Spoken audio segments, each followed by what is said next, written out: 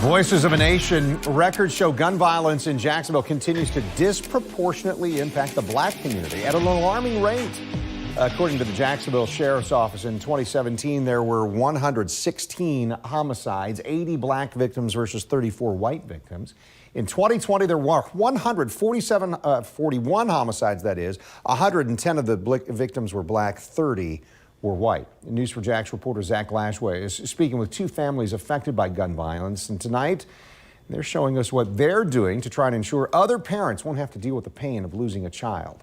4 years ago, and 1 week to the day, Maurice had just turned 18, 2 days before he was shot. The Hobbs family went from celebrating to mourning. January 26, 2017 was the day that he began to live through me. A fence, now red, marks the spot where 18-year-old Maurice Hobbs took his last breath. I made a wrong turn,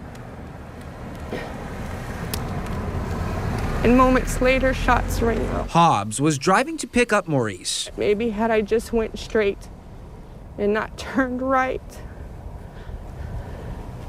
he would still be here. It's a struggle. I'm his mother. I live and breathe for my children. It's my duty, it's my job to protect my children.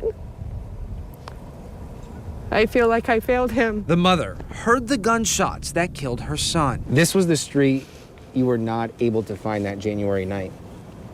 Yes, it is. You know, those responsible for the harm of my son, they may have forced him to transcend, but they never took his life. Do you long for the day you can take that sign down? I do. I long for it, and I'm fighting for it. And she fights for others. Jacksonville is bleeding. I found a purpose in my pain, and I'm committed and I'm dedicated to serving my son justice and to also help elevate voices of violent crime, other families that are still fighting. On the east side, when the shots started coming, he ran this way and tried to get behind the car, but ended up falling right here. Kim Varner Sr., a retired JSO officer, shows us the spot his 25-year-old son, Kim Varner Jr., also known as Desi, was gunned down. They took my best friend from me. My oldest boy was my best friend. This was in September 2015.